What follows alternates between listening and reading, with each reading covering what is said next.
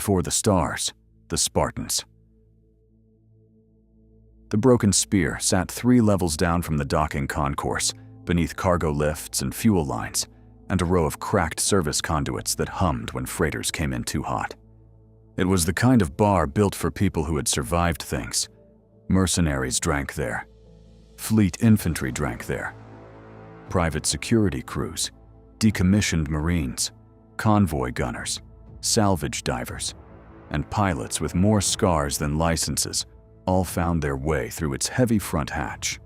The walls were lined with old war relics, split helmets, cracked drone casings, shattered weapon housings, ship plaques blackened by fire, banners from units that no longer existed, and enough chipped armor to build a small shrine to bad decisions. Against the far wall stood what most first-time visitors assumed was another piece of decoration.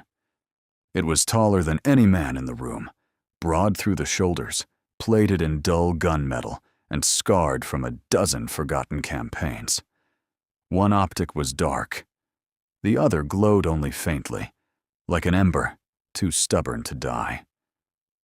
A drink shelf had been welded into one side of its chest centuries ago, and some previous owner had hung old unit coins from one of its forearms for luck. Most people called it Old Korr. Most assumed it was dead. The hatch opened near the middle of the evening rush, and a human soldier stepped inside. He wore duty grays with the sleeves rolled once at the forearms and the quiet posture of somebody who knew exactly how much room he needed, and no more. He was not massive, not theatrical, not trying to look dangerous. His hair was cut close. His boots were dusted from the port road outside. On his right shoulder, beneath the standard Terran expedition insignia, was a circular unit patch, a crimson shield marked with a single black lambda. He crossed to the bar and ordered a drink. At a table near the bulkhead, 2 young Varan privateers were already deep into their 4th bottle and their 2nd argument. One of them noticed the patch and let out a short, ugly laugh. "What is that supposed to be?" he said. "A plate with a scratch on it?" His friend leaned sideways for a better look. No. Some ancient Terran nonsense. They name units after dead tribes and broken tools. Makes them feel profound. The first one raised his glass. Maybe it means cookware. A few of the mercenaries nearby chuckled, not because it was funny, but because bars like the broken spear had always run on the thin edge between humor and stupidity. The human didn't react. He took his drink from the bartender, set 2 credits on the counter, and turned slightly away, as if the mockery belonged to some lesser weather not worth noticing. Then the old machine against the wall spoke. "Spartan." The word came out rough and metallic, like stone dragged across a speaker grill that had not been used in years. The entire room went still. The human turned. For a heartbeat, he and the old machine regarded one another across the dim bar. Then the human tapped 2 fingers lightly against the patch on his shoulder, gave a small nod, and walked out without saying a word. The hatch closed behind him. Nobody spoke until the younger Varan finally found his voice. "You know him?" The old machine's optic brightened a fraction. "No." The alien frowned. "Then why did he acknowledge you?" Old Korr's head turned with slow, deliberate weight, servo joints murmuring softly under old armor. "Because he knows what that mark means." The younger privateer laughed, but it came out thinner now. "It means a symbol on a soldier's arm." "No," said Old Korr. "It means men who taught us the sky can be dragged down." The bartender, a broad-shouldered woman from the outer colonies named Jessa Rill, was already reaching beneath the counter. Without being asked, she dimmed the lights over the center tables. That changed the mood in the room at once. The men and women who frequented the Broken Spear knew a ritual when they saw one. Conversations died. Chairs turned. Glasses were lowered.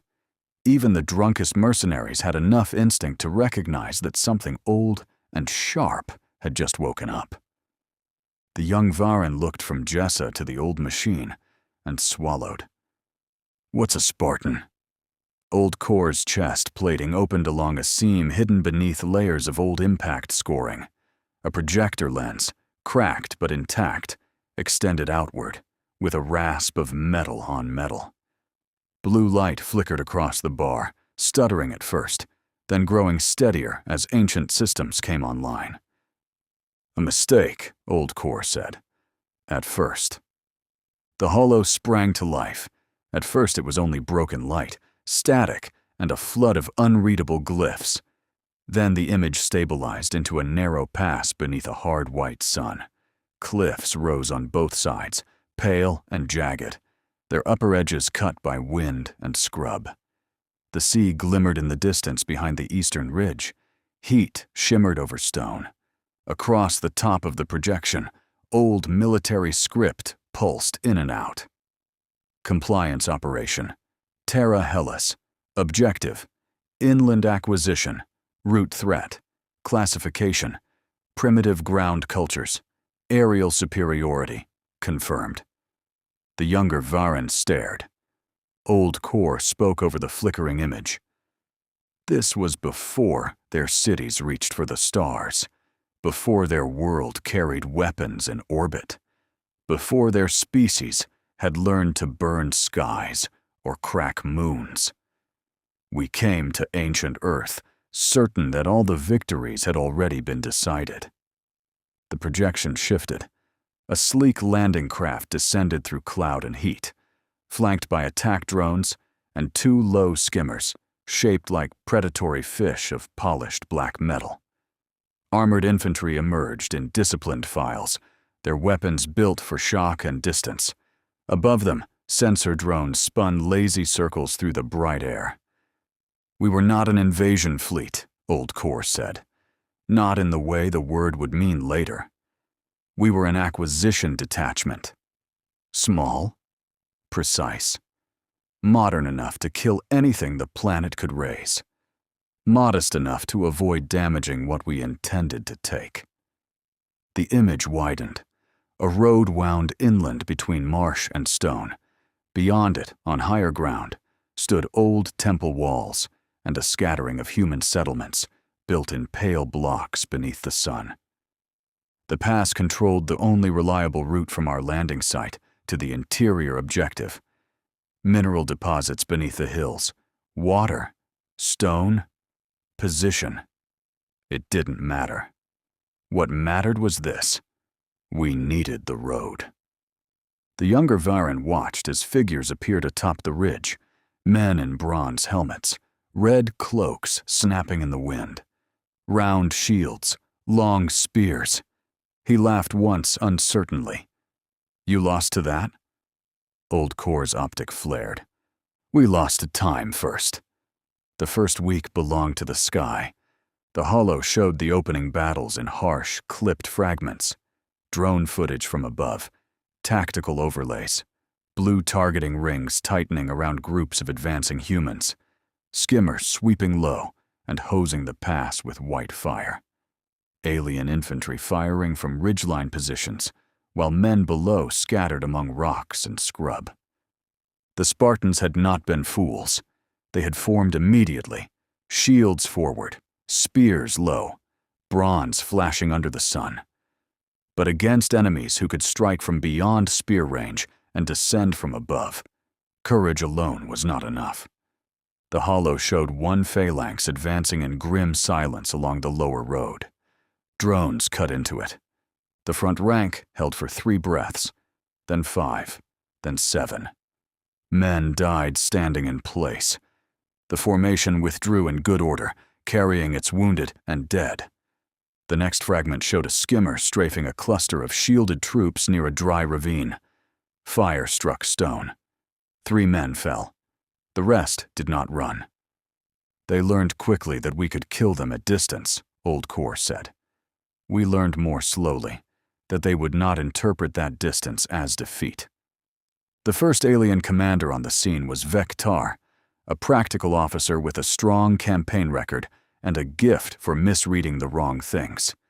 His reports were efficient. His casualties were low. His confidence was complete. The humans fought with skill, he said, but they were tethered to obsolete methods. Their discipline was commendable but irrelevant. Their formations would collapse under sustained aerial harassment. Their resistance would end as soon as they understood there was no honorable way to reach the enemy alive.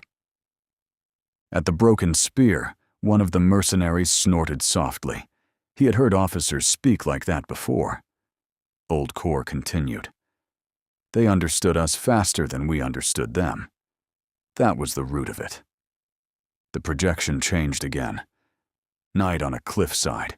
Fires burned low behind stone walls. Men moved between them carrying shields, water skins, bundles of cord, and nets. Some wore red cloaks and bronze cuirasses. Others dressed lighter. Slingers, hunters, sailors, laborers, craftsmen. Not all were Spartans. The younger Varan leaned closer. Who are those? Greeks, Old Korr said. Spartans led them. Others answered. Slingers from the islands. Hunters from the hills. Fishermen who knew how to knot weight into rope and cast nets in crosswind. Craftsmen who understood pulleys and tension. Old men who had watched light strike bronze all their lives. We thought we were fighting a warrior caste. We were fighting a civilization that had decided to think together. The image settled on a council of sorts. A broad-shouldered Spartan commander crouched beside a map scratched into packed earth. Around him stood officers, older citizens, a rope maker, an archer captain, and a thin philosopher with sun-lined skin and bright, unworried eyes. Old Korr's voice lowered. His name was Leon of Amyclae, not a king, not a legend when we met him, simply the commander in the pass. Leon was younger than the stories later made him, not reckless, not theatrical. His beard was dark. His left cheek bore a healing cut from the first day's fighting. He listened more than he spoke, and when he did speak, the others answered because he had already learned the cost of being wrong in front of the sky. In the hollow, a younger officer pointed upward, toward the blinking paths of drones moving overhead beyond the ridge. They own the sky, he said. Leon studied the route those lights took through the darkness. Then he looked at the nets laid out at his feet, at the ropes, at the clay jars of pitch, at the polished bronze shield somebody had leaned against the firelight. Then we bring the sky to us, he said. Around the bar, no one moved. The second week was a war of learning. At first, the Spartans stopped trying to win battles and began trying to understand them. They withdrew from open ground. They forced contact into narrower places. They let skirmishers draw out the drones, then watched how low the machines descended when smoke rose from damp brush or when men vanished beneath rock overhangs. They discovered that the attack craft preferred clean angles and clear light, and that the drones hunted heat and movement, but hesitated over glare. The Greeks tested them. The hollow showed small skirmishes, strips of wet hide stretched over spear shafts, smoke pots rolled into gullies, decoy campfires arranged beneath abandoned cloaks, slingers waiting under scrub as a drone descended for a better lock. One stone struck an optical cluster, another broke a stabilizer arm. The drone cartwheeled into rock and shattered. On the far side of the bar, a former naval gunner smiled despite himself. They started picking them off, he murmured. Yes, Old Korr said, slowly. And each time they learned what had worked. One afternoon, after a bright morning in which the drones had cut down a line of Allied hoplites before they could close, Leon walked the ridge with the philosopher from the council fire. The holo showed them in harsh daylight, shields stacked nearby, the sea wind lifting dust from the path. The philosopher raised a hand toward the sun. Look into it, he said. Leon did. He squinted at once, one hand rising halfway toward his brow. The philosopher chuckled softly. Hard to see clearly. Leon lowered his gaze. The hologram lingered on the commander's face as his eyes moved to the shields. Bronze faces, dull with dust, dented, streaked with old blood. Then understanding changed him. "We polish the shields," Leon said. The philosopher smiled. "We polish the shields." Old Korr let the scene sit in silence for a moment before the projection jumped ahead. The next daylight assault had been ours. Drones swept high above the pass. The skimmers paced behind them, waiting to descend if the humans formed. Alien infantry advanced in cautious sections, pulse rifles at the ready, assuming the previous week's logic still applied. Instead, the Spartans came forward with shield faces, polished bright as mirrors. Sunlight struck them. The pass flashed, not steadily, not in one great beam. In broken, shifting bursts from dozens upon dozens of curved bronze surfaces moving together beneath the noon sun. Heat shimmer rose off the rocks. Smoke from wet brush and resinous pine pooled across the lower road. The drone's overlays fractured into glare and false depth. Lock rings slipped and reformed. Targeting estimates drifted. On the holo, alien command text stuttered. Visual resolution degraded, lock confidence falling, recommend descent for clean acquisition. "We believed the shields were defensive," Old Korr said. "They were bait." The young Varan's mouth had gone slightly open. The drones descended. And that was when the Greeks began to kill the sky. The projection became chaos. Weighted cords flung from cliff ledges, nets cast across narrow gaps between stone outcrops, sling bullets whipping upward with shocking speed, javelins thrown not at hull plating, but at spinning stabilizers and exposed sensor spars. A drone clipped a hidden line and spun into the marsh. Another dropped through smoke and hit a web of rope stretched between scrub pines. Slingers swarmed it before it regained lift. The Spartans themselves did not chase the drones. They remained in formation, learning when to raise their shields, when to advance, when to stop. But the pass around them became alive with traps. "Not magic," Old Korr said. "Not luck. They were not trying to stop flight. They were narrowing it, making the air smaller." By the end of the second week, we still held the objective route. But the cost had changed. We had lost drones. Patrols had vanished on night approaches. A skimmer had taken damage from a weighted cable dragged across a cliff turn and nearly gone into the rocks. Infantry sections sent to clear the ridge paths returned bloodied, reporting spear walls that appeared out of dust and vanished back into stone. The Spartans had not beaten us, but we had stopped feeling superior. The younger Varan, all his humor gone now, watched another fragment play across the bar. A heavy aerial strike, skimmers diving low through the pass, while flechettes and white fire rained down from drones above. Beneath them, the Spartans formed tight, shields overhead, shield rims locked. It was crude by later standards, and beautiful by every standard that mattered. The barrage hammered them. Sparks jumped from bronze. Men screamed. One rank wavered. And then, through the roar of fire and metal, the bar heard it. Laughter. Not mad. Not frightened. Real laughter. On the holo, an alien officer's voice cut across the feed. "What is that sound?" Another voice answered, uncertain. "Vocal distress, perhaps." The first voice came back colder. "No, I know distress." The image sharpened for a moment beneath the shield roof. A bloodied Spartan, pressed shoulder to shoulder with the others, glanced upward as flechettes rattled off bronze and muttered something to the man beside him. The translation struggled, then produced, "They have hidden the sun from us." The other Spartan laughed harder, teeth red with blood. "Then we owe them thanks. It was hot. Even in the broken spear, a few people let out breath through their noses at that. Old Korr did not. That, he said, was when Vektar finally understood that terror would not work.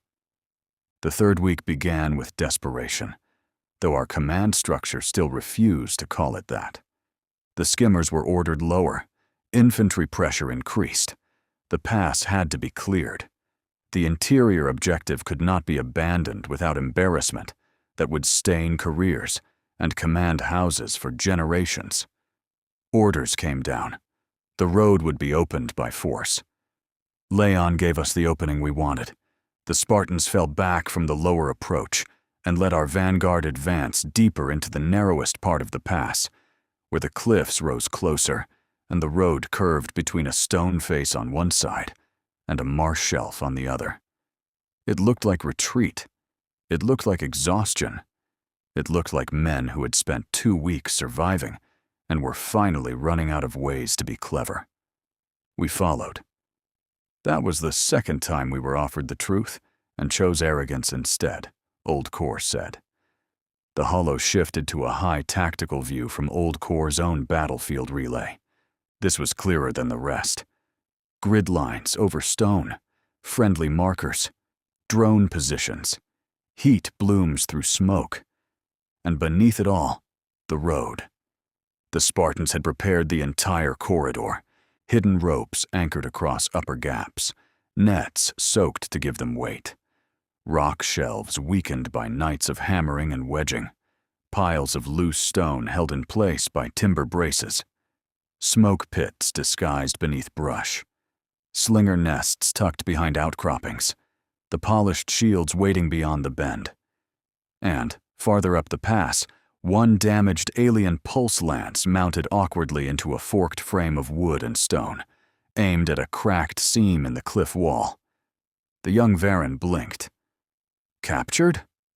Old Korr's optic brightened. They didn't understand the weapon. They understood what it could break. When the fight began, it happened all at once. The Spartans appeared in shielded blocks rather than one continuous line. That was another thing we had not anticipated. Instead of a single phalanx waiting to be shot apart, Leon had divided his force into several dense formations, each one narrow enough to maneuver the bends of the pass, while still maintaining overlapping shields and multiple spear ranks. They advanced like separate rams of bronze and flesh, leaving lanes between them for smoke, slingers, and runners. One block fixed our infantry center in place. One drove obliquely from the right. One remained back beneath wet hides and glare-bright shields, waiting. One more moved where the cliff shadow was deepest, almost invisible until too late. They did not charge, Old Korr said. They compressed. Drones dropped lower through the smoke to regain clean locks. Nets rose from both sides. 2 drones vanished into them and slammed into the rocks. Slingers opened up. The first skimmer descended to restore order, engines screaming as it came under the cliff lip to clear the road with direct fire. That was what Leon had been waiting for. The Spartans below tightened their blocks, but did not yet surge. Instead, they held position under the incoming fire, shields bright, refusing to break formation. Men died. More stepped forward to fill their places. The skimmer came lower still, trying to find the seam in the moving shield faces. Then, the weighted cable struck. It did not destroy the craft. It fouled a stabilizer vane and dragged one side low just as the pilot corrected through the narrowest stretch of the pass. The skimmer lurched, clipped the cliff face, and slewed sideways. On the ridge above, Leon gave an order.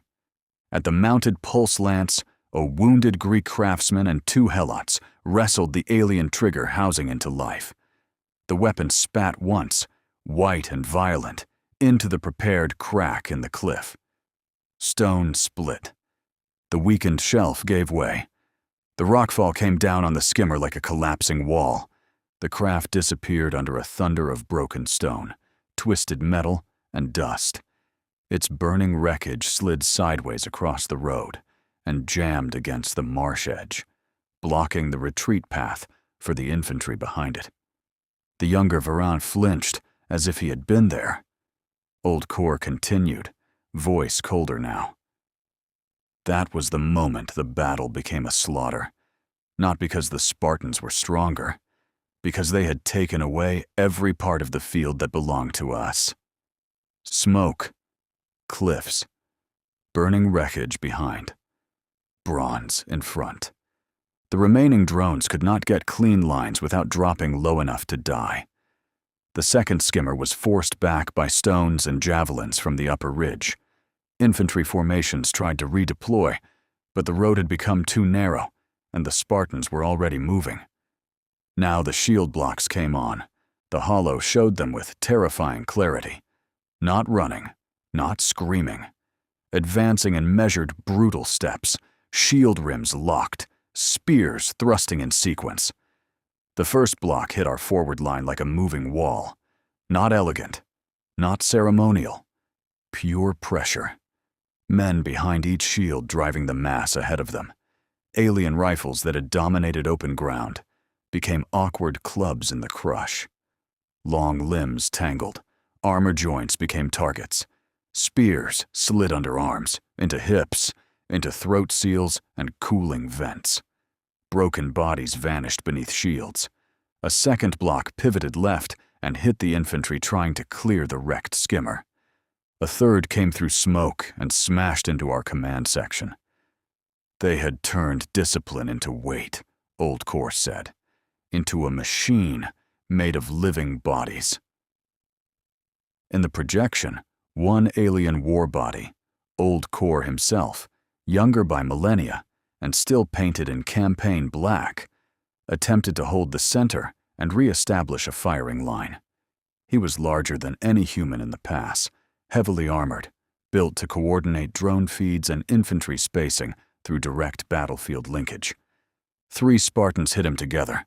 One took a glancing pulse, shot through the chest, and kept coming long enough to ram his shield into Korr's leg assembly. Another drove a spear into a joint seam under the left shoulder.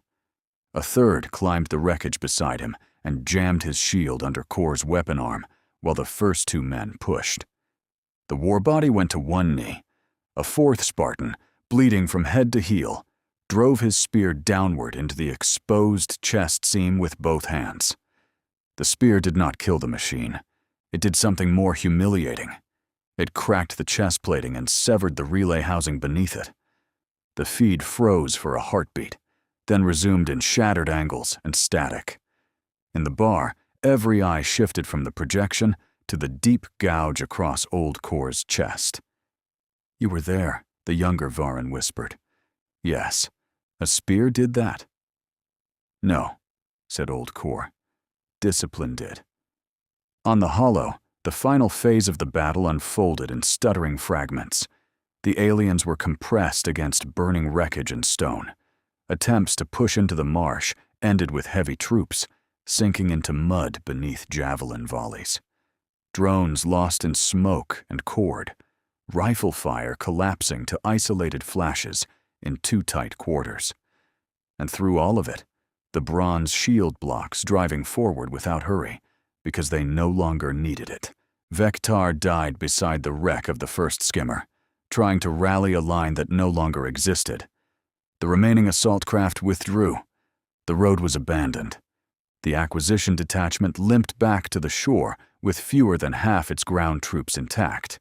Stripped of drones, unable to reopen the pass without reinforcements, the High Command would never send. 21 days after first contact, the operation was terminated. The holo faded to the aftermath. Sunrise over the pass. Broken drones tangled in netting. Alien armor half buried under stone. Spartan dead laid in rows beneath cloaks. Leon of Amiklai, standing amid the wreckage, helmet under one arm, looking not triumphant, but exhausted beyond words. "He won nothing easily," Old Korr said. "Remember that. The stories later make men larger than life so the dead seem easier to carry. Leon paid for every lesson he learned. So did the men who followed him." The image blinked once more, then shifted to a final command archive. Operation status: failed primary cause, environmental and native interference. That drew a bitter sound from more than one veteran in the room.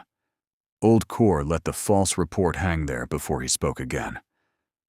That is what the official record said for many centuries: environmental interference, native unpredictability, logistical complications. His optic dimmed, then brightened. The truth is simpler. We arrived believing superiority was a permanent condition. The Spartans taught us that superiority is only what remains after the field has been chosen.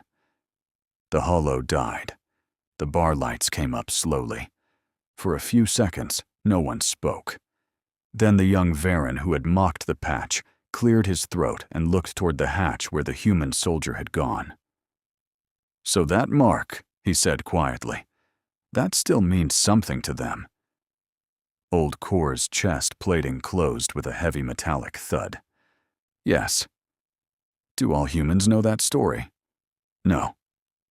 "Then why wear it?" Old Korr turned his head toward the bar door. "Because memory does not have to be perfect to be useful. Some symbols survive because a species keeps finding reasons to deserve them." The bartender set a fresh glass on the ledge welded into Old Korr's side, though no one in the bar had ever seen him drink. The young Varan stared at the old war machine a moment longer. "You could have killed him then," he said. "That human. If you had wanted." Old Korr's damaged optic narrowed to a thin line of ember light. "If he had worn that patch and stood in my path," he said, "I would have known better than to try." A few tired laughs moved through the room, soft and respectful. Then Jessa leaned both hands on the bar and looked at the young alien. "You asked what a Spartan was." He nodded. She tilted her head toward Old Korr. "Well?" The old machine stood silent for so long that some of the mercenaries thought perhaps the story had cost him more than he meant to spend. Then he answered. "A Spartan," he said, "is a man who hears that the enemy owns the sky and begins looking for rope." That broke the tension properly. Real laughter this time. Rough, amused, approving. Veterans nodded into their drinks. Someone near the hatch muttered that it was the best answer he had heard all month. The young Varan managed a weak smile.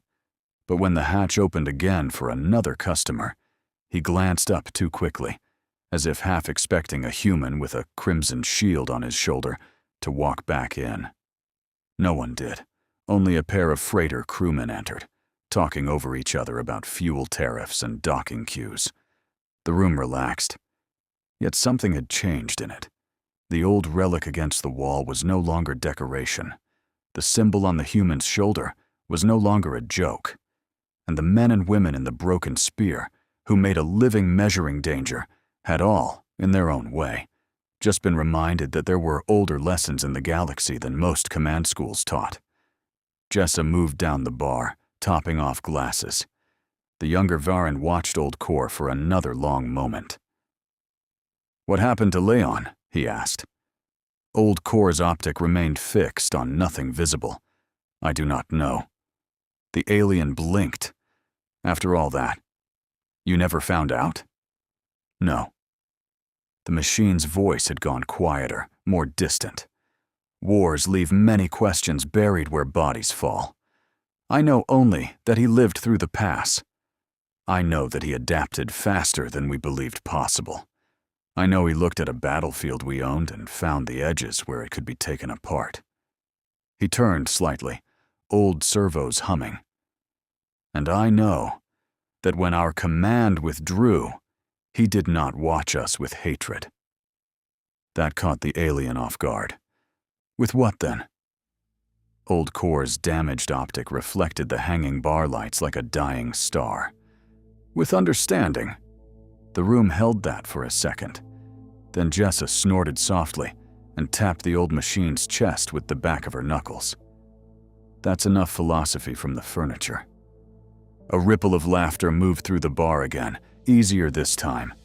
Old Korr's optic dimmed, but just before it settled back into its usual ember glow, he spoke once more. "Mock the patch if you like," he said. "Mock the old names. Laugh at the symbols." No one did. The old machine's voice turned to iron. But if a human touches one with 2 fingers and walks away smiling, make certain you are not standing in a narrow place when he returns. Then Old Korr went still again, and the broken spear slowly remembered how to breathe. If you enjoyed this story and want to hear more tales of humanity rising among the stars, please like, comment, and subscribe. New stories are released regularly here on Empyrean Chronicles.